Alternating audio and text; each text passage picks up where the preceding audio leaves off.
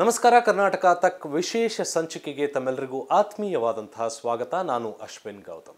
ಹೌದು ವೀಕ್ಷಕರೇ, ನಾವು ಇವತ್ತು ಮಾತನಾಡ್ತಾ ಇರುವಂತಹ ವಿಚಾರ ಏನು ಅಂತ ಹೇಳಿ ನಿಮ್ಗೆ ಈಗ ಆಲ್ರೆಡಿ ಗೊತ್ತಾಗಿದೆ.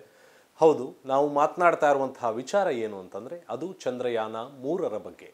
ಚಂದ್ರಯಾನ ಇಡೀ ರಾಷ್ಟ್ರವೇ ಹೆಮ್ಮೆ ಪಡುವಂತಹ ಒಂದು ಮಹತ್ವಾಕಾಂಕ್ಷೆಯ ಯೋಜನೆ.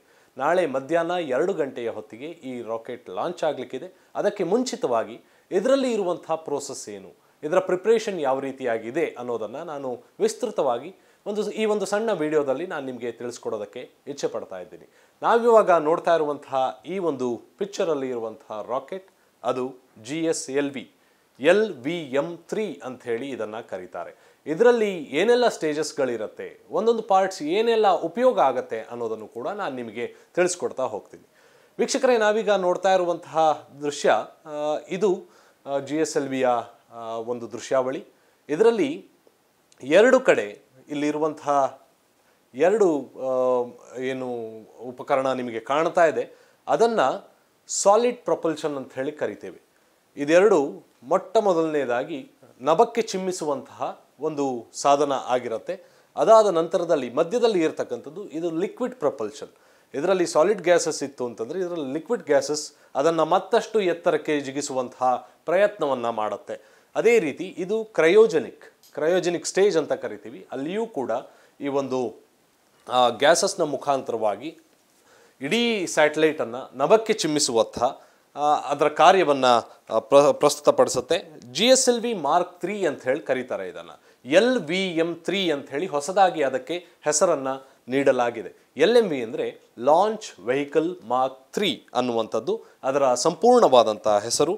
ಅದರ ಮೇಲೆ ಇರ್ತಕ್ಕಂಥದ್ದು ಈ ಒಂದು ಪೋರ್ಷನನ್ನು ನಾವೇನು ನೋಡ್ತಾ ಇದ್ದೀವಿ, ಇಲ್ಲಿ ಭಾರತದ ರಾಷ್ಟ್ರಧ್ವಜ ಇರುವಂತಹ ಪೋರ್ಷನನ್ನು ಏನು ನೋಡ್ತಾ ಇದ್ದೀವಿ, ಅದನ್ನು ಎನ್ಕ್ಯಾಪ್ಸುಲ್ ಅಂತ ಹೇಳಿ ಕರೀತಾರೆ. ಈ ಎನ್ಕ್ಯಾಪ್ಸುಲ್ನ ಒಳಗೆ ನಾವು ಕಳಿಸ್ತಾ ಇರುವಂತಹ ಲ್ಯಾಂಡರ್ ಹಾಗೂ ಲ್ಯಾಂಡರ್ನ ಒಳಗೆ ರೋವರ್ ಕೂಡ ಇರ್ತದೆ. ಈ ಒಂದು ಟಿಪ್ನಲ್ಲಿ ಇದು ಚಂದ್ರನ ಮೇಲ್ಮೆಯ ಮೇಲೆ ಹೋಗಿ ಅದನ್ನು ಲ್ಯಾಂಡರನ್ನು ಇಳಿಸತ್ತೆ. ಲ್ಯಾಂಡರ್ನಿಂದ ರೋವರ್ ಹೊರಗೆ ಬರುತ್ತೆ. ರೋವರ್ ಹೊರಗೆ ಬಂದ ನಂತರದಲ್ಲಿ ಅದರ ಚಂದ್ರನ ಮೇಲಿರುವಂತಹ ಗುಣಲಕ್ಷಣಗಳು, ಅದರ ಟೊಪೋಗ್ರಫಿ ಯಾವ ರೀತಿಯಾಗಿದೆ, ಇದೆಲ್ಲವನ್ನು ಕೂಡ ಸ್ಟಡಿ ಮಾಡಿ ವಾಪಸ್ ಭೂಮಿಗೆ ಆ ಒಂದು ವಿಚಾರಗಳನ್ನು ಕಳಿಸಿಕೊಡತ್ತೆ. ಈ ಒಂದು ಸಾಲಿಡ್ ಪ್ರೊಪಲ್ಷನ್ ಏನಿದೆ ಇದು ಒಂದು ಹಂತಕ್ಕೆ ತಲುಪಿದ ನಂತರದಲ್ಲಿ ಸ್ಟೇಜ್ 1 ಸೆಪರೇಷನ್ ನಾರ್ಮಲ್ ಅಂತ ಹೇಳಿ ನಾವು ಯೂಶುವಲಿ ಬೇರೆ ಬೇರೆ ಇಸ್ರೋ ಲಾಂಚ್ ಮಾಡಿರುವಂತಹ ರಾಕೆಟ್ ಉಡಾವಣೆಯ ಸಂದರ್ಭದಲ್ಲಿ ಅಲ್ಲಿನ ಪ್ರಾಜೆಕ್ಟ್ ಮ್ಯಾನೇಜರ್ ಹೇಳೋದನ್ನು ನಾವು ಕೇಳಿದ್ದೀವಿ. Stage 1 separation normal, stage 2 separation normal ಅಂತ ಹೇಳ್ತಾರೆ. ಇದು ಸ್ಟೇಜ್ 1 ಇದನ್ನು ನಭಕ್ಕೆ ಚಿಮ್ಮಿಸುವತ್ತ ರಾಕೆಟನ್ನು ನಭಕ್ಕೆ ಚಿಮ್ಮಿಸುವಲ್ಲಿ ಸ್ಟೇಜ್ 1ನ ಪಾತ್ರ ಬಹಳ ಮಹತ್ವದ್ದಾಗಿರುತ್ತೆ. ಅದನ್ನು ಮೇಲೆ ಉಡಾವಣೆ ಮಾಡುವಂಥ ಸಂದರ್ಭದಲ್ಲಿ ಇದಿಷ್ಟು ಕೂಡ ಇದು ಒಂದು ಕಡೆ ಸಪ್ರೇಟ್ ಆಗುತ್ತೆ. ತದನಂತರ ಸಮುದ್ರಕ್ಕೆ ಬಂದು ಬೀಳ್ತಕ್ಕಂಥದ್ದು ಕಂಬಸ್ಟನ್ ಇಂಜಿನ್ಗಳಿರುತ್ತೆ, ಕಂಬಸ್ಟನ್ ಚೇಂಬರ್ಗಳಿರುತ್ತೆ. ಲಿಕ್ವಿಡ್ನಲ್ಲಿ ಲಿಕ್ವಿಡ್ ಗ್ಯಾಸಸ್ ಅದು ಕೂಡ ಮತ್ತಷ್ಟು ಎತ್ತರಕ್ಕೆ ರಾಕೆಟನ್ನು ತೆಗೆದುಕೊಂಡು ಹೋಗೋದಕ್ಕೆ ಸಹಕಾರಿಯಾಗಿರುತ್ತೆ ಅನ್ನೋದನ್ನು ಕೂಡ ನಾವಿಲ್ಲಿ ಹೇಳಬಹುದು. ಇನ್ನು ಹೀಲಿಯಂ ಲಿಕ್ವಿಡ್ ಆ ಒಂದು ಕ್ರಯೋಜೆನಿಕ್ ಚೇಂಬರ್ಸ್ನಲ್ಲಿ ಪ್ರೆಷರನ್ನು ಮೇಂಟೈನ್ ಮಾಡೋದಕ್ಕೆ ಹೀಲಿಯಮನ್ನು ಯೂಸ್ ಮಾಡಲಾಗತ್ತೆ ಅಂತಲೂ ಕೂಡ ಈಗಾಗಲೇ ಹೇಳಲಾಗ್ತಾ ಇದೆ. ನಾವು ಇನ್ನೊಂದು ಮುಂದಿನ ವಿಜುವಲ್ಲಿಗೆ ಹೋಗುವಂತಹ ಸಂದರ್ಭ ಇದು ನಾನು ಆಗಲೇ ಹೇಳಿದ ಹಾಗೆ ಎನ್ಕ್ಯಾಪ್ಸುಲ್ ಅಂತೇಳಿ ಹೇಳ್ತಾರೆ. ಇದರ ಒಳಗೆ ರೋವರ್ ಇರ್ತದೆ, ಹಾಗೆ ಲ್ಯಾಂಡರ್ ಕೂಡ ಇರ್ತಾರೆ. ಲ್ಯಾಂಡರ್ನ ಒಳಗೆ ರೋವರ್ ಇರ್ತದೆ. ಅದನ್ನು ಕೂಡ ನಾನು ಪಿಕ್ಟೋರಿಯಲ್ ರೆಪ್ರೆಸೆಂಟೇಷನ್ನಲ್ಲಿ ನಾನು ನಿಮಗೆ ತೋರಿಸ್ತೀನಿ. ಇನ್ನೇನು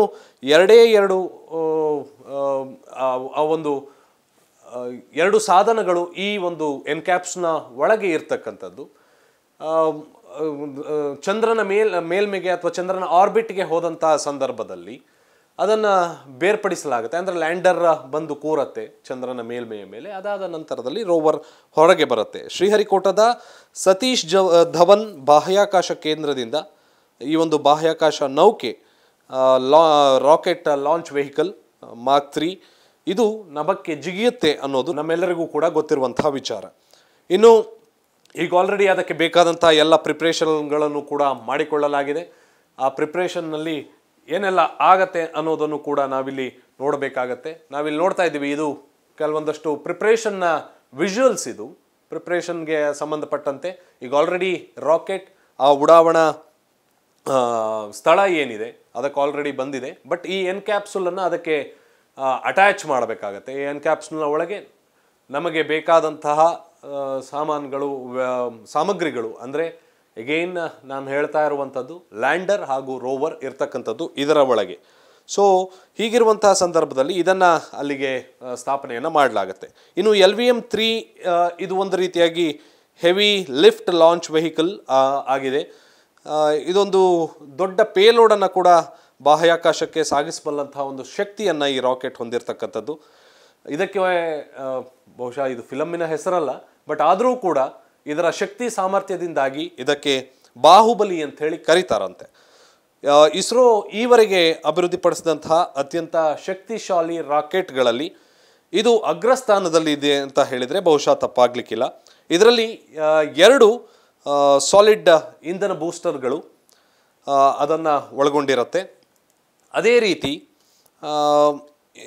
ಈ LVM 3 ಘನ ಇಂಧನ ಬೂಸ್ಟರ್ಗಳ ಆರಂಭಿಕ ಒತ್ತಡವನ್ನು ಒದಗಿಸುತ್ತೆ. ಆದರೆ ಲಿಕ್ವಿಡ್ ಇಂಧನ ಅದೇನಿದೆ ಅದರ ಒಂದು ಪಾರ್ಟ್ ಏನಿದೆ ಅದು ಕೋರ್ ಹಂತವನ್ನು ರಾಕೆಟನ್ನು ಕಕ್ಷೆಗೆ ಮುಂದೂಡೋದಕ್ಕೆ ಅದು ಒತ್ತಡ ಹಾಕ್ತದೆ, ಅಂದರೆ ಅದನ್ನು ಪುಷ್ ಮಾಡ್ತದೆ ಅನ್ನುವಂಥದ್ದು ಇಸ್ರೋ ಈಗ ಸದ್ಯದ ಮಟ್ಟಿಗೆ ನೀಡಿರ್ತಕ್ಕಂಥ ಮಾಹಿತಿ. ಹೌದು, ಅದಾದ ನಂತರದಲ್ಲಿ ನ್ಯಾಚುರಲಿ ನಭಕ್ಕೆ ಜಿಗಿದಂಥ ಸಂದರ್ಭದಲ್ಲಿ ನಾವಿಲ್ಲಿ ನೋಡ್ತಾ ಇದ್ದೀವಿ ಇಂಜೆಕ್ಷನ್ ಆರ್ಬಿಟ್ ಅಂತೇಳಿ. ಇಂಜೆಕ್ಟ್ ಆಗುವಂಥ ಆರ್ಬಿಟ್ ಇದು ಭೂಮಿ, ಇದು ಚಂದ್ರ. ಭೂಮಿಯಿಂದ ನಭಕ್ಕೆ ಅಂದರೆ ಭೂಮಿಯಿಂದ ಮೇಲೆ ಹಾರಿದಂತಹ ರಾಕೆಟ್ ಈ ರೀತಿಯಾಗಿ ಸುತ್ತನ್ನು ವರಿತದೆ. ಒಂದೊಂದು ಸ್ಟೇಜ್ನಲ್ಲೂ ಒಂದೊಂದು ಥ್ರಸ್ಟನ್ನು ನೀಡಲಾಗುತ್ತೆ, ಅಂದರೆ ಪುಷನ್ನು ನೀಡಲಾಗತ್ತೆ. ಇದು ಒಂದು ಸುತ್ತು, ಮತ್ತೆ ಇದು ಮತ್ತೊಂದು ಸುತ್ತು, ಇನ್ನೊಂದು ಸುತ್ತು ಹಾಕತ್ತೆ. ಅದಾದ ನಂತರದಲ್ಲಿ ಹೀಗೆ ಸುತ್ತುವರೆದು ಅಟ್ ಫೈನಲ್ ಸ್ಟೇಜ್ ಒಂದು ಸಾಲಿಡ್ ಆದಂತಹ ಒಂದು ಥ್ರಸ್ಟನ್ನು ನೀಡಲಾಗತ್ತೆ ರಾಕೆಟ್ ಮುಂದೆ ಹೋಗೋದಕ್ಕೆ. ಅಲ್ಲಿಂದ ಸೀದಾ ಚಂದ್ರನ ಕಕ್ಷೆಗೆ ಹೋಗಿ ತಲುಪತ್ತೆ. ಆ ರಾಕೆಟ್ ತಲುಪತ್ತೆ. ಅದಾದ ನಂತರದ ಅಲ್ಲಿಯೂ ಕೂಡ ಸುತ್ತುವರಿಯುವಂತಹ ದೃಶ್ಯಾವಳಿಗಳನ್ನು ನೀವು ನೋಡ್ತಾ ಇದ್ದೀರಿ. This is a representation. ಈ ರೀತಿಯಾಗಿ ಆಗತ್ತೆ ಅನ್ನೋದು ಇಲ್ಲಿ ಫಸ್ಟ್ ಇಲ್ಲಿಂದ ಸುತ್ತ ಹಾಕತ್ತೆ, ಮತ್ತೆ ಸ್ವಲ್ಪ ಸ್ಪೀಡನ್ನು ಕಡಿಮೆ ಮಾಡಿಕೊಳ್ಳಲಾಗತ್ತೆ. ಅದಾದ ನಂತರದಲ್ಲಿ ಮತ್ತೆ ಸುತ್ತತ್ತೆ, ಮತ್ತೆ ಇನ್ನೊಂದು ಕಡೆ ಇನ್ನೊಂದು ರೌಂಡನ್ನು ಹಾಕತ್ತೆ. ಅದಾದ ನಂತರದಲ್ಲಿ ಚಂದ್ರನ ಮೇಲ್ಮೆಗೆ ಇಳಿಸುವಂತಹ ಒಂದು ಪ್ರಕ್ರಿಯೆ ಆಗತ್ತೆ. ಇದು ಲುನಾರ್ ಟ್ರಾನ್ಸ್ಫರ್ ಟ್ರೆಜೆಕ್ಟರಿ ಅಂತ ಹೇಳಿ ಕರೆಯಲಾಗುತ್ತೆ. ಇದು ಫೇಸ್ ಈ ರೀತಿಯಾಗಿ ನಡೆಯುತ್ತೆ. ಇನ್ನೊಂದು ವಿಚಾರವನ್ನು ನಾನಿಲ್ಲಿ ವೀಕ್ಷಕರ ಗಮನಕ್ಕೆ ತರಬೇಕು. ಇದು ನಮ್ಮ ಲ್ಯಾಂಡರ್. ಇದರ ಒಳಗೆ ರೋವರ್ ಇರ್ತದೆ. ಚಂದ್ರನ ಮೇಲ್ಮೆಯ ಮೇಲೆ ಎಲ್ಲ ಸ್ಟಡಿಗಳನ್ನು ಮಾಡುವಂತಹ ರೋವರ್ ಇದರ ಒಳಗೆ ಇರ್ತದೆ. ಇದು ಲ್ಯಾಂಡರ್. ಇದರಲ್ಲಿ ಒಂದು ಹೊಸ ವಿಚಾರವನ್ನು ಇಂಟ್ರೊಡ್ಯೂಸ್ ಮಾಡಲಾಗಿದೆ. ಅದು ಲೇಸರ್ ಡಾಪ್ಲರ್ ವೆಲೋಸಿಮೀಟರ್ ಅಂತ ಹೇಳಿ. ಸ್ಪೀಡ್ ಎಷ್ಟಿದೆ ಅನ್ನೋದನ್ನು ಇದು ಕಂಡುಹಿಡಿದು ಸ್ಪೀಡನ್ನು ತಗ್ಗಿಸಬೇಕಾ ಅಥವಾ ಇನ್ನಷ್ಟು ಇನ್ಕ್ರೀಸ್ ಮಾಡಬೇಕಾ ಅನ್ನೋದನ್ನು ಕೂಡ ಇದು ತಿಳಿಸ್ಕೊಡುತ್ತೆ. ಲೇಸರ್ ಆಲ್ಟಿಮೀಟರ್, ಅಲ್ಲಿನ ಟೋಪೋಗ್ರಫಿ ಯಾವ ರೀತಿಯಾಗಿದೆ, ಚಂದ್ರನ ಮೇಲ್ಮೆಯ ಮೇಲೆ ಟೋಪೋಗ್ರಫಿ ಯಾವ ರೀತಿಯಾಗಿದೆ ಅನ್ನೋದನ್ನು ಕೂಡ ಇದು ತಿಳಿಸ್ಕೊಡುತ್ತೆ. 800N ಟ್ರಾಟಬಲ್ ಲಿಕ್ವಿಡ್ ಇಂಜಿನನ್ನು ಈ ಒಂದು ಲ್ಯಾಂಡರ್ನಲ್ಲಿ ಅಳವಡಿಕೆಯನ್ನು ಮಾಡಲಾಗಿದೆ. ಇಫ್ ಇನ್ ಕೇಸ್ ಸ್ಪೀಡ್ ಜಾಸ್ತಿ ಇದೆ ಅಂತಂದಾಗ ರಿವರ್ಸ್ ಆಗಿ ಅದನ್ನು ಸ್ಪೀಡನ್ನು ಕಡಿಮೆ ಮಾಡೋದಕ್ಕೆ ರಿವರ್ಸ್ ಥ್ರಸ್ಟನ್ನು ಕೊಟ್ಟು ಆ ಸ್ಪೀಡನ್ನು ಕಡಿಮೆ ಮಾಡಿ ಆ ಲ್ಯಾಂಡರ್ ಯಾವ ರೀತಿಯಾಗಿ ಎಷ್ಟು ಸಾಫ್ಟಾಗಿ ಅಲ್ಲಿ ಲ್ಯಾಂಡ್ ಆಗಬೇಕು ಚಂದ್ರನ ಮೇಲೆ ಅನ್ನೋದಂತಹ ಹಿತದೃಷ್ಟಿಯಿಂದ ಇದು ಮಾಡಿರ್ತಕ್ಕಂಥದ್ದು. ಇನ್ನು ಲ್ಯಾಂಡರ್ ಹಜಾರ್ಡ್ ಡಿಟೆಕ್ಷನ್ ಅವಾಯ್ಡೆನ್ಸ್ ಕ್ಯಾಮ್ರಾವನ್ನು ಕೂಡ ಇದರಲ್ಲಿ ಅಳವಡಿಕೆ ಮಾಡಲಾಗಿದೆ. Lander hazard if in case ಏನಾದ್ರು ಸಮಸ್ಯೆಗಳು ಅಲ್ಲಿದೆ ಅಂತ ನೋಡಿಕೊಂಡು ಅದನ್ನು ಅವಾಯ್ಡ್ ಮಾಡೋದಕ್ಕೆ ಈ ಕ್ಯಾಮ್ರಾವನ್ನು ಅಳವಡಿಕೆ ಮಾಡಲಾಗಿರ್ತಕ್ಕಂಥದ್ದು ನಾವಿಲ್ಲಿ ನೋಡ್ತಾ ಇದ್ದೀವಿ. ಈ ಎರಡೂ ಬದಿಯಲ್ಲೂ ಲ್ಯಾಂಡರ್ನ ಎರಡೂ ಬದಿಯಲ್ಲೂ ಕೂಡ ಸೋಲಾರ್ ಪ್ಯಾನಲ್ಗಳನ್ನು ಉಪಯೋಗವನ್ನು ಮಾಡಲಾಗಿದೆ. ಸೋಲಾರ್ ಪ್ಯಾನಲ್ ಅಲ್ಲಿ ಅದಕ್ಕೆ ಬೇಕಾದಂಥ ಎನರ್ಜಿಯನ್ನು ಪ್ರೊಡ್ಯೂಸ್ ಮಾಡೋದಕ್ಕೆ ಈಗ ಒಂದು ಗ್ಯಾಸ್ ಇಲ್ದಲೇ ಇರ್ಬೋದು ಅಥವಾ ಅದಕ್ಕೆ ಬೇಕಾದಂಥ ಇಂಧನ ಇಲ್ದಲೇ ಇರುವಂಥ ಒಂದು ಸಂದರ್ಭದಲ್ಲಿ ಈ ಸೋಲಾರ್ ಪ್ಯಾನಲ್ಗಳನ್ನು ಬಳಕೆ ಮಾಡಿಕೊಳ್ಳುವಂತಹ ಮುಖಾಂತರವಾಗಿ ಈ ಒಂದು ಲ್ಯಾಂಡರ್ನನ್ನು ಅವರು ಮುಂದುವರಿಸುವಂತಹ ಸೈಂಟಿಸ್ಟ್ಗಳು ಅದನ್ನು ಟ್ರ್ಯಾಕ್ ಮಾಡುವಂಥ ಸಾಧನ ಇದಾಗತ್ತೆ. ಇನ್ನು ಮತ್ತೊಂದು ವಿಚಾರವನ್ನು ನಾವಿಲ್ಲಿ ನೋಡಬೇಕಾಗಿರ್ತಕ್ಕಂಥದ್ದು ಏನು ಅಂತಂದರೆ, ಇಲ್ಲಿ ಈ ಲೇಸರ್ ಡಾಪ್ಲರ್ ವೆಲೋಸಿಮೀಟರ್ ಏನಿದೆ ಅದು ಈ ಒಂದು ಸ್ಪೀಡ್ ಆಗಿರ್ಬೋದು ಅಥವಾ ಎಷ್ಟು ಸ್ಪೀಡಲ್ಲಿ ಅದು ಸಾಗ್ತಾ ಇದೆ ಅನ್ನುವಂಥದ್ದನ್ನು ಕೂಡ ತೋರಿಸೋದಕ್ಕೆ ಸಹಕಾರಿಯಾಗುತ್ತೆ ಅನ್ನುವಂತಹ ಮಾಹಿತಿ ಈಗಾಗಲೇ ಇಸ್ರೋ ನೀಡಿರ್ತಕ್ಕಂಥದ್ದು. ಇನ್ನು ಲ್ಯಾಂಡರ್ ಮಾಡ್ಯೂಲನ್ನು ನಾವು ನೋಡೋದಾಯಿತು ಅಂತಂದರೆ, ಲ್ಯಾಂಡರ್ ಪ್ಲಸ್ ರೋವರ್ ಇದರೊಳಗೆ ಇರ್ತದೆ. ಇಂಟರ್ ಮಾಡ್ಯೂಲ್ ಅಡಾಪ್ಟರ್ ಕೋನ್ ಅಂಥೇಳಿ ಇದನ್ನು ಕರೆಯಲಾಗುತ್ತೆ. ಇದು ಪ್ರೊಪಲ್ಷನ್ ಮಾಡ್ಯೂಲ್ ಅನ್ನುವಂಥದ್ದು ನಮಗೆ ಗೊತ್ತಾಗ್ತಾ ಇದೆ. ಇನ್ನು ಈ ರೋವರ್ ಯಾವ ರೀತಿಯಾಗಿ ಹೊರಗೆ ಬರುತ್ತೆ ಅನ್ನೋದು ಕೂಡ ಒಂದು ದೊಡ್ಡ ಪ್ರಶ್ನೆಯಾಗಿ ಕಾಡುತ್ತೆ. ಇದು ನಮ್ಮ ಲ್ಯಾಂಡರ್ನಲ್ಲಿ 4 ಕಾಲ್ಗಳು ಇಲ್ಲಿ ಕೊಟ್ಟಿದ್ದಾರೆ. ಹೋಗಿ ಅಲ್ಲಿ ಚಂದ್ರನ ಮೇಲ್ಮೆಯ ಮೇಲೆ ಈ ರೀತಿಯಾಗಿ ಕೂರೋದಕ್ಕೆ ಈ ಒಂದು ಸ್ಟ್ಯಾಂಡ್ಗಳನ್ನು ಕೊಟ್ಟಿರ್ತಕ್ಕಂಥದ್ದು, 4 ಕಾಲ್ಗಳನ್ನು ಕೊಟ್ಟಿರ್ತಕ್ಕಂಥದ್ದು. ಇಲ್ಲಿಂದ ಈ ಒಂದು ಗ್ಲೈಡರ್ ಏನಿದೆ ಇದು ಓಪನ್ ಆಗ್ತದೆ. ಇದರ ಒಳಗೆ ರೋವರ್ ಇರುತ್ತೆ. ಈ ಲ್ಯಾಂಡರ್ನ ಒಳಗೆ ರೋವರನ್ನು ಕೂರಿಸಲಾಗಿರುತ್ತೆ. ರೋವರ್ ಈ ಗ್ಲೈಡರ್ನ ಮುಖಾಂತರವಾಗಿ ಕೆಳಗೆ ಇಳಿಯುತ್ತೆ. ನಾವಿಲ್ಲಿ ನೋಡ್ತಾ ಇದ್ದೀವಿ ಯಾವ ರೀತಿಯಾಗಿ ರೋವರ್ ಲ್ಯಾಂಡರ್ನಿಂದ ಡೆಪ್ಲಾಯ್ ಆಗ್ತಾ ಇರತಕ್ಕಂಥದ್ದು ಚಂದ್ರನ ಮೇಲ್ಮೆಯ ಮೇಲೆ. ಸೊ ಈ ರೀತಿಯಾಗಿ ಈ ಒಂದು ಗ್ಲೈಡರ್ನಿಂದ ಸೀದಾ ರೋವರ್ ಇಳಿದುಕೊಂಡು ಬರುತ್ತೆ. ರೋವರ್ ಈ ರೀತಿಯಾಗಿದೆ. ಇಲ್ಲಿಯೂ ಕೂಡ ಸೋಲಾರ್ ಪ್ಯಾನಲನ್ನು ಅಕಾಮಡೇಟ್ ಮಾಡಿರ್ತಕ್ಕಂಥದ್ದನ್ನು ನಾವು ನೋಡ್ತಾ ಇದ್ದೀವಿ. 6 ಚಕ್ರಗಳು, ಇಲ್ಲಿ 3, ಈ ಕಡೆ 3, ಆ ಕಡೆ 3, 6 ಚಕ್ರಗಳನ್ನು, ಒಟ್ಟಾರೆಯಾಗಿ 6 ಚಕ್ರಗಳನ್ನು ಇದರಲ್ಲಿ ಅಳವಡಿಕೆಯನ್ನು ಮಾಡಲಾಗಿದೆ. ಅದೇ ರೀತಿ ಅಲ್ಲಿ ಬೇಕಾದಂಥ ಸೈಂಟಿಫಿಕ್ ಸ್ಟಡಿಗೆ ಬೇಕಾಗಿರ್ತಕ್ಕಂಥ ಎಲ್ಲ ರೀತಿಯ ಅದರ ವ್ಯವಸ್ಥೆಗಳನ್ನು ಸೈಂಟಿಸ್ಟ್ಗಳು ಈಗ ಆಲ್ರೆಡಿ ಮಾಡಿದ್ದಾರೆ. ಯಾವ ಕಡೆ ಬಿಸಿಲು ಅಥವಾ ಎನರ್ಜಿಯನ್ನು ಸೋಲಾರ್ ಪ್ಯಾನಲ್ ತಗೊಳ್ಳೋದಕ್ಕೆ ಅವಕಾಶವಾಗುತ್ತೋ ಆ ಕಡೆಗೆ ತಿರುಗುವಂತಹ ವ್ಯವಸ್ಥೆಯನ್ನು ಕೂಡ ಮಾಡಿದಂತೆ ಕಾಣ್ತಾ ಇದೆ. ನಾವಿಲ್ಲಿ ನೋಡ್ತಾ ಇದ್ದೀವಿ ಆ ದೃಶ್ಯಾವಳಿಗಳಲ್ಲಿ. ಇದು ಒಟ್ಟಾರೆಯಾಗಿ ರೋವರ್ನಲ್ಲಿ ಏನೇನು ಇರುತ್ತೆ ಅನ್ನೋದನ್ನು ತೋರಿಸುವಂತಹ ಒಂದು ಚಿತ್ರ. ಇಲ್ಲಿ ಆಂಟನಾ ಇದೆ. ಆಂಟನಾ ಒಂದು ಸಿಗ್ನಲ್ಗಳನ್ನು ಟ್ರಾನ್ಸ್ಮಿಟ್ ಮಾಡೋದಕ್ಕೆ ಅಥವಾ ರಿಸೀವ್ ಮಾಡ್ಕೊಳ್ಳೋದಕ್ಕೆ ಇದು ಸಹಕಾರಿಯಾಗುತ್ತೆ. ಇದು ನಾನು ಆಗಲೇ ಹೇಳಿದಂತೆ ಸೋಲಾರ್ ಪ್ಯಾನಲ್ ಎನರ್ಜಿಯನ್ನು ಪ್ರೊಡ್ಯೂಸ್ ಮಾಡೋದಕ್ಕೆ. ಸೋಲಾರ್ ಪ್ಯಾನಲನ್ನು ಹಿಡಿದುಕೊಳ್ಳುವ ಒಂದು ನಿಟ್ಟಿನಲ್ಲಿ ಈ ಹಿಂಜಸ್ಸನ್ನು ಉಪಯೋಗ ಮಾಡಲಾಗಿದೆ. ಇನ್ನು ಇಲ್ಲಿ 2 ನ್ಯಾವಿಗೇಷನ್ ಕ್ಯಾಮ್ರಾಗಳನ್ನು ಅಳವಡಿಕೆ ಮಾಡಲಾಗಿದೆ. ನ್ಯಾವಿಗೇಷನ್ ಇಲ್ಲಿಂದ ನಾವು ಆಪರೇಟ್ ಮಾಡ್ತಕ್ಕಂಥದ್ದು. ಸೈಂಟಿಸ್ಟ್ಗಳು ಅದನ್ನು ಕೂತ್ಕೊಂಡು ಹೆಚ್ಚಾಗಿ ಸ್ಟಡಿಯನ್ನು ಮಾಡ್ತಾರೆ. ಆ ಕ್ಯಾಮ್ರಾದಿಂದ ಏನು ವಿಜುವಲ್ಸ್ ಕಾಣಿಸುತ್ತೋ ಅದರ ಆಧಾರದ ಮೇಲೆ ಮೂವ್ಮೆಂಟನ್ನು ಮಾಡುವಂಥದ್ದು, ಹಾಗೆ ನ್ಯಾವಿಗೇಷನನ್ನು ಮಾಡ್ತಕ್ಕಂಥದ್ದು ಇದರ ಉಪಯೋಗ ಆಗಿರುತ್ತೆ. ಸೋಲಾರ್ ಪ್ಯಾನಲ್ ಹೋಲ್ಡ್ ಡೌನ್ ಕೂಡ ಇದೆ ಇಲ್ಲಿ. ಹಾಗೆ ಇದು ಓವರಾಲ್ ಚಾಸಿ, ನಮ್ಮ ಕಾರ್ ಯಾವ ರೀತಿಯಾಗಿರುತ್ತೆ ಅದೇ ರೀತಿ ಚಾಸಿ ಇದಕ್ಕೂ ಕೂಡ. ವೀಲ್ ಡ್ರೈವ್ ಅಸೆಂಬ್ಲಿ, ನಾನು ಆಗಲೇ ಹೇಳಿದಂತೆ ವೀಲ್ಗಳು ಇರ್ತಕ್ಕಂಥದ್ದು. ರಾಕರ್ ಬೋಗಿ ಇದೆ. ಹಾಗೆ rover hold down, warm electronics box, ಅದಕ್ಕೆ ಕೂಡ ಒಂದು ಅಕಾಮಡೇಟನ್ನು ಮಾಡಲಾಗಿದೆ. ಸೊ ಈ ರೀತಿಯಾಗಿ ರೋವರ್ ಇರ್ತಕ್ಕಂಥದ್ದು ಇದು ಚಂದ್ರನ ಮೇಲ್ಮೆಯ ಮೇಲೆ ಎಲ್ಲ ಕಡೆಯೂ ಕೂಡ ಸಂಚಾರವನ್ನು ಮಾಡಿ ಚಂದ್ರನ ಮೇಲ್ಮೆಯ ಮೇಲೆ ವಾತಾವರಣ ಯಾವ ರೀತಿಯಾಗಿದೆ, ಹಾಗೆ ಅಲ್ಲಿ ಏನೆಲ್ಲ ಅವೈಲಬಿಲಿಟಿ ಇದೆ ಅನ್ನೋದನ್ನು ಟೆಸ್ಟ್ ಮಾಡುವಂಥದ್ದು, ಅದಕ್ಕೆ ಸಂಬಂಧಪಟ್ಟಂಥ ಮಾಹಿತಿಗಳನ್ನು ಭೂಮಿಗೆ ರವಾನಿಸುವಂತಹ ಕೆಲಸವನ್ನು ಈ ಒಂದು ರೋವರ್ ಮಾಡ್ತದೆ ಅಂತ ಹೇಳಿದರೆ ಬಹುಶಃ ತಪ್ಪಾಗಲಿಕ್ಕಿಲ್ಲ. ಇನ್ನು ಹೋದ ಬಾರಿ ಚಂದ್ರಯಾನ್ 2 ಸಂದರ್ಭದಲ್ಲಿ ಸ್ವಲ್ಪ ಟೆಕ್ನಿಕಲಿ ಏರುಪೇರಾದಂಥ ಸಂದರ್ಭದಲ್ಲಿ ಆ ಒಂದು ಮಿಷನ್ ಅದು ಪಾಸ್ ಆಗಲಿಲ್ಲ. ಪ್ರಧಾನಿ ನರೇಂದ್ರ ಮೋದಿಯವರು ಕೂಡ ಆ ಒಂದು ಮಿಷನನ್ನು ನೋಡಲಿಕ್ಕೆ ಬೆಂಗಳೂರಿಗೆ ಆಗಮಿಸಿದರು. ಬೆಂಗಳೂರಿನಲ್ಲಿ ಅದರ ವ್ಯವಸ್ಥೆಯನ್ನು ಕೂಡ ಮಾಡಲಾಗಿತ್ತು.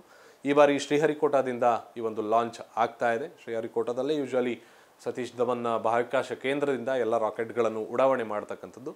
ಈ ಬಾರಿ ಸೈಂಟಿಸ್ಟ್ಗಳು ಬಹಳ ಉತ್ಸಾಹದಿಂದ ಇದ್ದಾರೆ, ಅದೇ ರೀತಿ ಬಹಳ ಕಾನ್ಫಿಡೆಂಟ್ ಆಗೂ ಕೂಡ ಇದ್ದಾರೆ ಅಂತಂದರೆ ಬಹುಶಃ ತಪ್ಪಾಗಲಿಕ್ಕಿಲ್ಲ. ಹೋದ ಬಾರಿ ಯಾವೆಲ್ಲ ಸಮಸ್ಯೆಗಳು ತಪ್ಪುಗಳು ಆಗಿದ್ವು ಅದೆಲ್ಲವನ್ನೂ ಕೂಡ ಸರಿಪಡಿಸಿಕೊಂಡು ಈ ಬಾರಿ ಅದನ್ನು ಟೆನಿಕಾಸ್ಟ್ ಚಂದ್ರನ ಮೇಲ್ಮೆಯ ಮೇಲೆ ಸಕ್ಸಸ್ಫುಲ್ಲಾಗಿ ರೋವರ್ ಲ್ಯಾಂಡ್ ಆಗುವಂತಹ ನಿಟ್ಟಿನಲ್ಲಿ ಎಲ್ಲ ಪ್ರಯತ್ನಗಳು ಕೂಡ ಆಗಿದೆ. 100% ಅದು ಆಗ್ತದೆ ಅನ್ನುವಂಥದ್ದು ಕೂಡ ಈಗ ಆಲ್ರೆಡಿ ಕೇಳಿ ಬರ್ತಾ ಇರುವಂತಹ ಮಾತು. ನಾವು ಹಿಂದೆಯೂ ಕೂಡ ನಾವು ಮಾತನಾಡಿದ್ವಿ. ಯಾವುದೇ ಒಂದು ಸ್ಪೇಸ್ ಮಿಷನ್ ಆಗುವಂಥ ಸಂದರ್ಭದಲ್ಲಿ ಅದರಲ್ಲಿ ಅಟ್ಲೀಸ್ಟ್ 1% ಪಾಸಿಬಿಲಿಟಿ ಇದೆ ಅಂತಂದ್ರೂ ಕೂಡ ಅದಕ್ಕೆ ಕೈ ಹಾಕಿ ಅನ್ನುವಂಥದ್ದು ಮಾತನ್ನು ಭಾಳ ದೊಡ್ಡ ವಿಜ್ಞಾನಿಗಳು ಕೂಡ ಹೇಳಿರ್ತಕ್ಕಂಥದ್ದು. APJ ಅಬ್ದುಲ್ ಕಲಾಂ ಅವರು ಕೂಡ ಈ ಒಂದು ಮಾತನ್ನು ಹೇಳ್ತಾ ಇದ್ರು. ಅದರಲ್ಲಿ ಪಾಸಿಬಿಲಿಟಿ ಇದೆ, ನಾವಿಲ್ಲಿ ಸಕ್ಸಸ್ಫುಲ್ ಆಗ್ಬೋದು ಅಂತ ಹೇಳಿ ನಿಮಗೆ ಕನಿಷ್ಠ ಪಕ್ಷ 1% ಅನಿಸಿದ್ರು ಕೂಡ you have to go for it ಅಂತ ಹೇಳಿ ಆ ವಿಚಾರವನ್ನು ತಿಳಿಸಿರುವಂಥದ್ದು. ಇವಿಷ್ಟು ರೋವರ್ನ ಕುರಿತಂತಹ ಮಾಹಿತಿ ಆಯಿತು ಅಂತಂದರೆ, ಈಗ ಆಲ್ರೆಡಿ ಉಡಾವಣಾ ಅಡ್ಡಿಗೆ ಈ ಒಂದು ರಾಕೆಟನ್ನು ಈಗ ಆಲ್ರೆಡಿ ತೆಗೆದುಕೊಂಡು ಹೋಗಲಾಗ್ತಾ ಇದೆ. ಅದರ ದೃಶ್ಯಾವಳಿಗಳನ್ನು ಕೂಡ ನಾವಿಲ್ಲಿ ಕಾಣ್ತಾ ಇದ್ದೀವಿ. LMV-3 Mark 4 ಅನ್ನುವಂಥದ್ದು ಈಗ ಆಲ್ರೆಡಿ ಅದರ ಮೇಲೆ ಬರೆದಿದೆ. ಎನ್ಕ್ಯಾಪ್ಸುಲ್ ಹಾಗೆ ಸಾಲಿಡ್ ಪ್ರೊಪಲ್ಷನ್, ಲಿಕ್ವಿಡ್ ಪ್ರೊಪಲ್ಷನ್ ಅದೆಲ್ಲವನ್ನೂ ಕೂಡ ಜೋಡಣೆಯನ್ನು ಮಾಡಿ ಈ ಟ್ರ್ಯಾಕ್ನ ಮುಖಾಂತರವಾಗಿ ಉಡಾವಣಾ ಆ ಒಂದು ಪ್ಯಾಡ್ ಏನಿದೆ, ಲಾಂಚ್ ಪ್ಯಾಡ್, ಅಲ್ಲಿಗೆ ತೆಗೆದುಕೊಂಡು ಹೋಗ್ತಾ ಇರುವಂಥ ದೃಶ್ಯ. ಈ ರೀತಿಯಾಗಿ ಅದರ ಸಾಗಾಟವನ್ನು ಮಾಡ್ತಾ ಇರುವಂಥದ್ದು. ಇದು ಸತೀಶ್ ಧವನ್ ಬಾಹ್ಯಾಕಾಶ ಕೇಂದ್ರದ ದೃಶ್ಯಾವಳಿ. ಇಸ್ರೋ ಒದಗಿಸಿರ್ತಕ್ಕಂಥ ಈ ಒಂದು ವಿಡಿಯೋದಲ್ಲಿ ಭಾಳ ಕ್ಲಿಯರ್ ಆಗಿ ಗೊತ್ತಾಗುತ್ತೆ. LVM-3 ಲಾಂಚ್ ವೆಹಿಕಲ್ ಮಾರ್ಕ್ 3 ಅನ್ನುವಂಥದ್ದು ಇದರ ಹೆಸರು. ಓವರಾಲ್ ನಾಳೆ ಮಧ್ಯಾಹ್ನ 2 ಗಂಟೆಯ ಸುಮಾರಿಗೆ ಈ ಒಂದು ರಾಕೆಟನ್ನು ಲಾಂಚನ್ನು ಮಾಡಲಾಗತ್ತೆ. ಎಲ್ಲ ಇಸ್ರೋನ ಹಿರಿಯ ಅಧಿಕಾರಿಗಳು ಅವರೆಲ್ಲರೂ ಕೂಡ ಇರ್ತಾರೆ. ಅವರ ಸಮ್ಮುಖದಲ್ಲಿ ಈ ಒಂದು ಲಾಂಚ್ ಆಗ್ತದೆ ಅಂತ ಈಗ ಆಲ್ರೆಡಿ ಮಾಹಿತಿ ಸಿಗ್ತಾ ಇರುವಂಥದ್ದು. ಇನ್ನು ಓವರಾಲ್ ಆಗಿ ನಾವು ನೋಡೋದಾಯಿತು ಅಂತಂದರೆ, ಇದಕ್ಕೆ ಸಾವಿರಾರು ಜನರ ಪರಿಶ್ರಮ ಇದರ ಹಿಂದಿದೆ ಅಂತ ಹೇಳಿದರೆ ತಪ್ಪಾಗಲಿಕ್ಕಿಲ್ಲ. ಯಾಕೆ ಅಂತಂದರೆ, ಈ ಒಂದು ಘನ ರಾಕೆಟ್ ಏನಿದೆ ಅದನ್ನು ಉಡಾವಣೆ ಮಾಡ್ತಕ್ಕಂಥದ್ದು ಅಷ್ಟು ಸುಲಭದ ಮಾತಲ್ಲ. ಈ ಒಂದು ಚಂದ್ರಯಾನದ ಅಪೂರ್ಣ ಕೆಲಸವನ್ನು ಪೂರ್ಣಗೊಳಿಸೋದಕ್ಕೆ ಈಗ 4 ವರ್ಷಗಳ ನಂತರ ಇಸ್ರೋ ಚಂದ್ರಯಾನ 3ಕ್ಕೆ ಒಂದು ರೀತಿಯಾಗಿ ಕ್ಷಣಗಣನೆ ಇದೆ ಅಂತ ಹೇಳಿದರೆ ಬಹುಶಃ ತಪ್ಪಾಗಲಿಕ್ಕಿಲ್ಲ. ಲಾಂಚ್ ವೆಹಿಕಲ್ ಮಾರ್ಕ್ 3 ರಾಕೆಟ್ನ ಟಾಪಲ್ಲಿ ಎನ್ಕ್ಯಾಪ್ಸುಲ್ ನಾವು ಈಗ ದೃಶ್ಯಗಳಲ್ಲಿ ಏನು ಕಾಣ್ತಾ ಇದ್ದೀವಿ, ಆ ಎನ್ಕ್ಯಾಪ್ಸುಲ್ನ ಒಳಗೆ ಆ ಒಂದು ರೋವರನ್ನು ಅಳವಡಿಕೆ ಮಾಡಲಾಗಿದೆ. ಅದು 14ನೇ ತಾರೀಕು ಅಂದರೆ ನಾಳೆ 2:30 3:30 ನಡುವೆ ಈ ಒಂದು ರಾಕೆಟ್ ನಭಕ್ಕೆ ಚಿಮ್ಮಲಿದೆ ಅಂತ ಹೇಳಿ ಇಸ್ರೋ ಈಗಾಗಲೇ ಮಾಹಿತಿಯನ್ನು ನೀಡಿರ್ತಕ್ಕಂಥದ್ದು. ಚಂದ್ರನ ಮೇಲೆ ಸಾಫ್ಟ್ ಲ್ಯಾಂಡಿಂಗ್ ಯಶಸ್ವಿ ಆದರೆ ಅಮೆರಿಕ, ರಷ್ಯಾ ಮತ್ತು ಚೀನಾದ ನಂತರ ಭಾರತ 4ನೇ ರಾಷ್ಟ್ರವಾಗಲಿದೆ ಚಂದ್ರನಿಗೆ ಎಂಟರ್ ಆಗೋದಕ್ಕೆ ಅಂತ ಹೇಳಿ. ಇನ್ನು ಭೂಮಿಯಿಂದ ಚಂದ್ರನ ಅಂತರ ಸುಮಾರು 3.80 ಲಕ್ಷ ಕಿಲೋಮೀಟರ್ಗಳು, 3.80 lakhs. ಹಾಗೂ ಭೂಮಿಯಿಂದ ಮಂಗಳದ ಅಂತರ ಸುಮಾರು 3,390 ಲಕ್ಷ ಕಿಲೋಮೀಟರ್ ಇರ್ತಕ್ಕಂಥದ್ದು. ಚಂದ್ರ ಇಷ್ಟು ಹತ್ತಿರ ಇರೋವಾಗಲೂ ಕೂಡ ಆ ನೆಲದ ಮೇಲೆ ಸಾಫ್ಟ್ ಲ್ಯಾಂಡಿಂಗ್ ಒಂದು ರೀತಿಯಾಗಿ ಅತ್ಯಂತ ದೊಡ್ಡ ಸವಾಲು ಅಂಥೇಳಿ ಹೇಳಲಾಗ್ತಾ ಇದೆ. ಇದಕ್ಕೆ 3 ಕಾರಣಗಳಿದೆ. ಚಂದ್ರನಿಗೆ ವಾತಾವರಣವೇ ಇಲ್ಲ, ಅಲ್ಲಿ ಅಟ್ಮಾಸ್ಫಿಯರ್ ಅನ್ನುವಂಥದ್ದಿಲ್ಲ. ಭೂಮಿಯಲ್ಲಿ ವಾತಾವರಣ ಇರೋದ್ರಿಂದ ಆಕಾಶದಿಂದ ಇಲ್ಲಿ ಏನನ್ನಾದರೂ ಕೂಡ ಇಳಿಸೋದಕ್ಕೆ ಅನುಕೂಲ ಆಗುತ್ತೆ. ಪ್ಯಾರಾಚೂಟನ್ನು ಕಟ್ಕೊಂಡು ನೀವು ಇಳಿತೀರಿ ಅಂತಾಯಿತು ಅಂತಂದರೆ ಆವಾಗಲೂ ಕೂಡ ನಿಧಾನಕ್ಕೆ ಬಂದು ನೆಲದ ಮೇಲೆ ಲ್ಯಾಂಡಿಂಗ್ ಆಗ್ಬೋದು.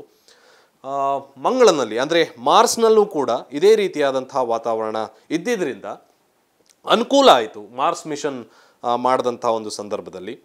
ಸೊ ಪ್ಯಾರಾಚೂಟನ್ನು ಕೂಡ ಕಟ್ಕೊಂಡು ಜಿಗಿದ್ರೆ ಛಿದ್ರವಾಗುವಂತಹ ವೇಗದಲ್ಲಿ ಕೆಳಕ್ಕೆ ಬೀಳ್ತೀರಿ. ಅಲ್ಲಿ ಸಾಫ್ಟ್ ಲ್ಯಾಂಡಿಂಗ್ ಆಗೋದಕ್ಕೆ ಪ್ರೊಪೆಲೆಂಟ್ ಇಂಧನವನ್ನು ಅಲ್ಲಿ ಇಗ್ನೈಟ್ ಮಾಡಲೇಬೇಕಾಗತ್ತೆ. ಈ ಇಂಧನವನ್ನು ಭೂಮಿಯಿಂದ ಸೀಮಿತ ಪ್ರಮಾಣದಲ್ಲಿ ಮಾತ್ರವೇ ತೆಗೆದುಕೊಂಡು ಹೋಗ್ಬೋದಾಗತ್ತೆ. ಇನ್ನು ಚಂದ್ರನ ಮೇಲೆ ದೆರ್ ಇಸ್ ನೋ GPS ಇಲ್ಲ. ವಿಮಾನಗಳು GPS ಮೂಲಕ ದಾರಿಯನ್ನು ಕಂಡುಕೊಳ್ಳುತ್ತೆ. ಆದರೆ ಚಂದ್ರನ ಮೇಲೆ ದಾರಿ ಸೂಚಿಸೋದಕ್ಕೆ ಯಾವುದೇ ರೀತಿಯಾದಂಥ ಉಪಗ್ರಹವಿಲ್ಲ. ಎಲ್ಲಿ ಇಳಿಬಹುದು, ನೆಲದಿಂದ ಎಷ್ಟು ದೂರದಲ್ಲಿ ಇದ್ದೀವಿ ಅನ್ನೋದನ್ನು ಕೂಡ ಅಲ್ಲಿ ತಿಳಿದುಕೊಳ್ಳೋದಕ್ಕೆ ಆಗೋದಿಲ್ಲ. ಸೊ ಆ ಒಂದು ನಿಟ್ಟಿನಲ್ಲಿ ಎಲ್ಲ ರೀತಿಯಾದಂತಹ ಒಂದು ಎಕ್ಸ್ಪ್ಲನೇಷನನ್ನು ಮಾಡಬೇಕಾಗತ್ತೆ, ಎಲ್ಲ ರೀತಿಯಾದಂಥ ಎಕ್ಸ್ಪೆರಿಮೆಂಟ್ಸನ್ನು ಮಾಡಬೇಕಾಗತ್ತೆ. ಸೊ ಹೀಗಾಗಿ ಸೈಂಟಿಸ್ಟ್ಗಳು ಅದರ ಆಳ ಅಗಲ ಎಲ್ಲವನ್ನೂ ಅರಿತು ಅದರಲ್ಲಿ ಇರುವಂತಹ ಮೇಲ್ಮೆಯ ಮೇಲೆ ಯಾವ ರೀತಿಯಾಗಿ ನಾವು ರೋವರನ್ನು ಅಡ್ಜಸ್ಟ್ ಮಾಡ್ಬೋದು, ಯಾವ ಕಡೆ ನ್ಯಾವಿಗೇಟ್ ಆಗಬೇಕು.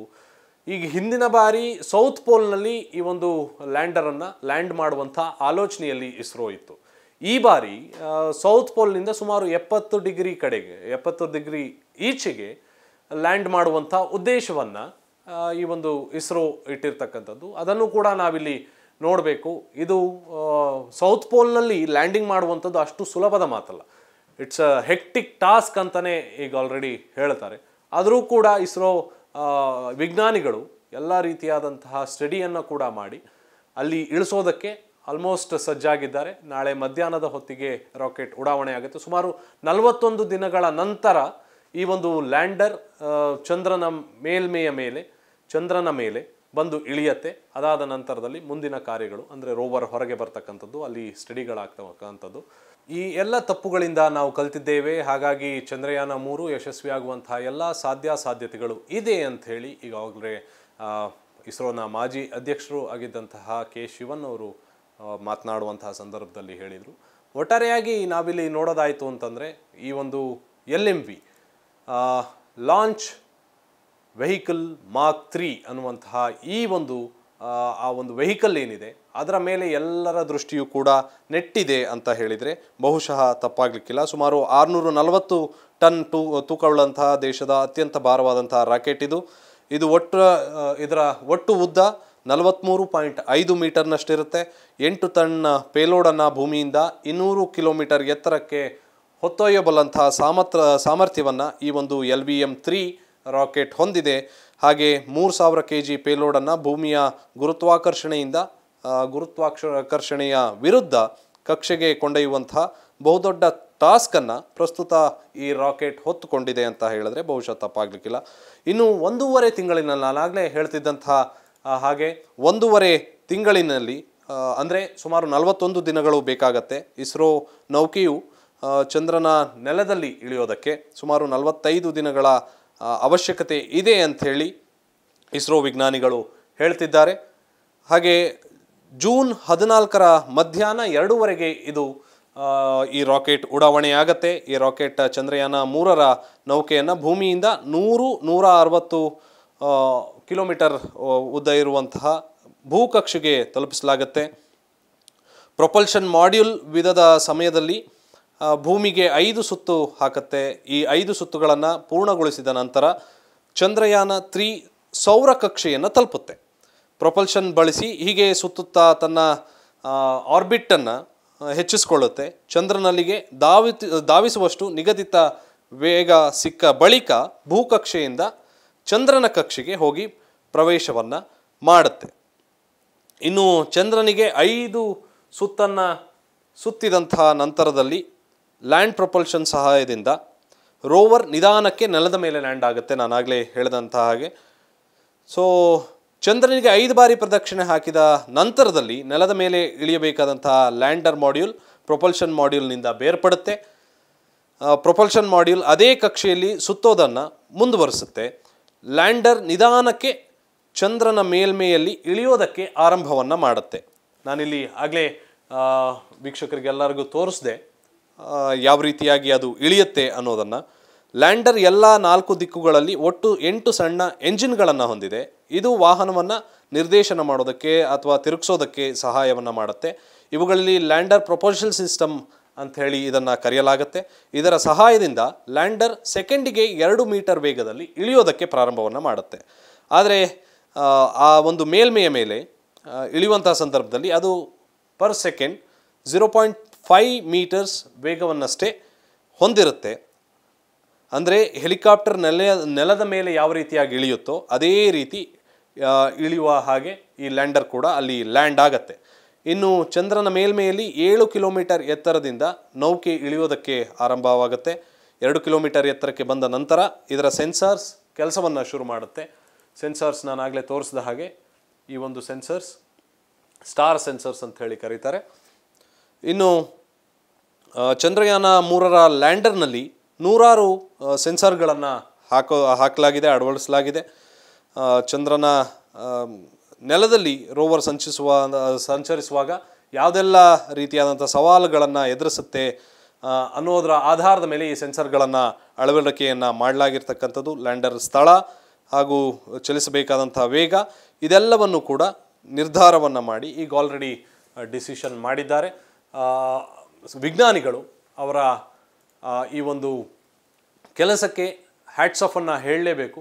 ನಾಳೆ ಮಧ್ಯಾಹ್ನ ಸರಿಸುಮಾರು 2:30 ಶ್ರೀಹರಿಕೋಟಾದ ಸತೀಶ್ ಧವನ್ ಬಾಹ್ಯಾಕಾಶ ಕೇಂದ್ರದಿಂದ ಈ ಒಂದು ರಾಕೆಟ್ ಉಡಾವಣೆ ಆಗುತ್ತೆ. ಅದು ಅತ್ಯಂತ ಅಚ್ಚುಕಟ್ಟಾಗಿ ಈ ಒಂದು ಉಡಾವಣೆ ಆಗಲಿ, ಹಾಗೆ ಚಂದ್ರನ ಮೇಲ್ಮೆಯಲ್ಲಿ ರೋವರ್ ಆರಾಮವಾಗಿ ಇಳಿಲಿ ಅಂತ ಹೇಳಿ ನಾವು ಕೂಡ ಆಶಿಸ್ತೀವಿ. ಇದಾಗಿತ್ತು ಈ ಹೊತ್ತಿನ ವಿಶೇಷ. ನೋಡ್ತಾ ಇರಿ ಕರ್ನಾಟಕ ತಕ್.